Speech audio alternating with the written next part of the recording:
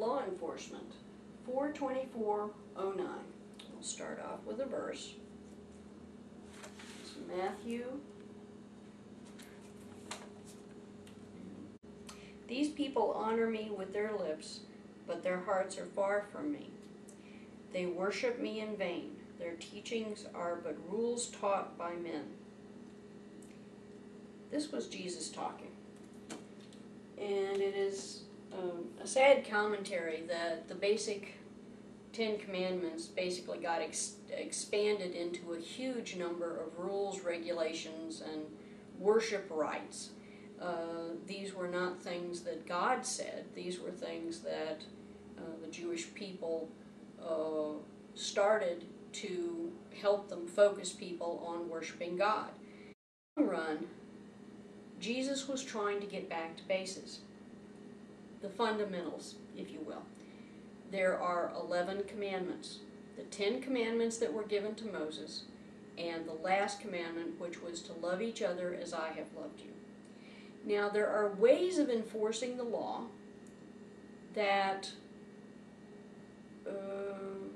represent God, and there are ways that represent man. Man has a way of wanting to regiment everything, to create boundaries and, little boxes to put things and people and behaviors in. A good example of this would be the Wild West. There were two kinds of people who enforced the law. One of them was a lawman.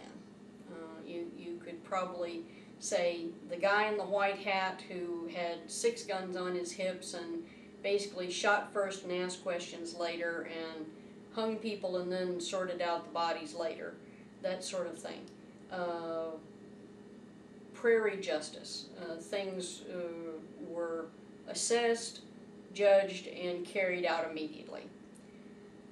Now, this is one way of keeping order and peace. If you hang a horse thief, they're never going to do it again. If they're a cattle thief, they're never going to do it again. Of law individual, and they were called peace officers. Peace officers really didn't evolve, become common, until there were settled communities. And what these people did was, there were rules and laws and regulations, and there were people who broke the laws and regulations, and there were penalties for them. But what the peace officer did was try to find the middle ground that enforced the law, the spirit of the law, while keeping people in harmony with each other. I think that what God has always tried to do is to create a system where what we had was a way, a structure, a list of rules that created the basis for societal rules. Don't kill each other. Don't steal. Try not to want what everybody else wants. Don't lie about people. Don't, go and testify that somebody stole something when they really didn't. These are ways of keeping harmony within a community. And God's laws fall into the peace officer category more than the lawman. A lawman is more like some of the communities that are in the world today, that basically if you steal something, they chop off your hand. Well, you're never going to steal anything with that hand again because it's gone. If you look at somebody's wife and they don't like it, they blind you. If you speak a blasphemy or disagree with the government, they cut out your tongue. All of these are draconian measures of law enforcement. They are ways of making sure that it isn't the person's intent to continue being, to reform and become harmonious with society. They are creating a situation where it's impossible for you to do these crimes again. Now, obviously, there are some crimes where it is a very good idea to remove them from society so that they don't hurt anyone else. But it isn't for us to judge whether to take a life or not. I actually feel that it is more in harmony with God and for society.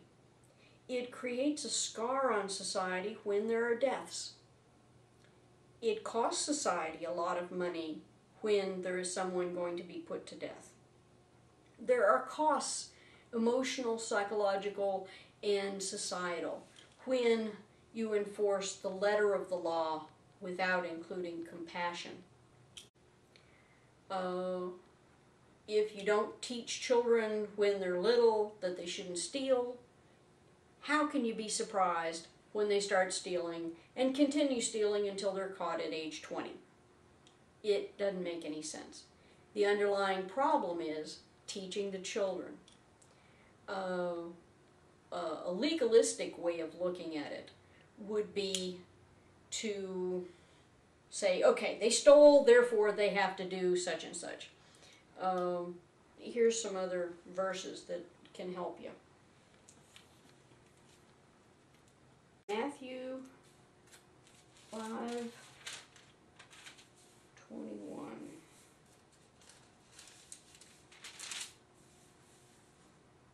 You have heard that it said to the people long ago, do not murder, and anyone who murders will be subject to judgment. But I tell you that anyone who is angry with his brother will be subject to judgment. Again, anyone who says to his brother, you are a fool, in the Sanhedrin, you're in danger of the fire. If you are offering your gift at the altar and then remember that your brother has something against you, leave your gift there in front of the altar and first go and be reconciled to your brother, and then come and offer your gift. Settle the matter quickly with your adversary who is taking you to court. Do it while you are still with him on the way, or he may hand you over to the judge, and the judge may hand you over to the officer, and you may be thrown into prison. I tell you the truth, you will not get out until you have paid the last penny.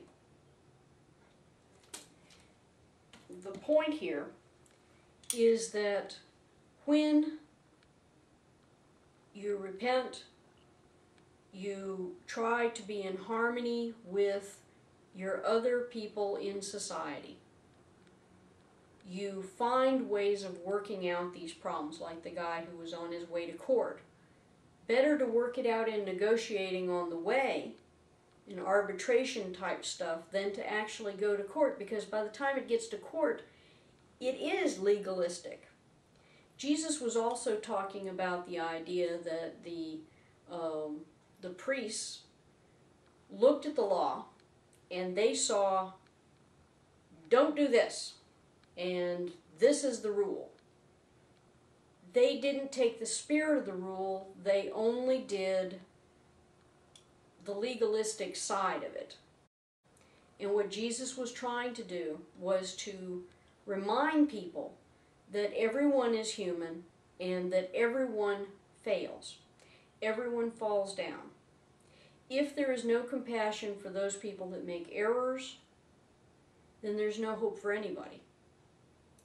What he was trying to do was to show that if we can create a compassionate society where we deal with the underlying issues first, to keep these things from happening, then the people who do make it to committing crimes, we can go, we did our best to create a situation where they wouldn't do this.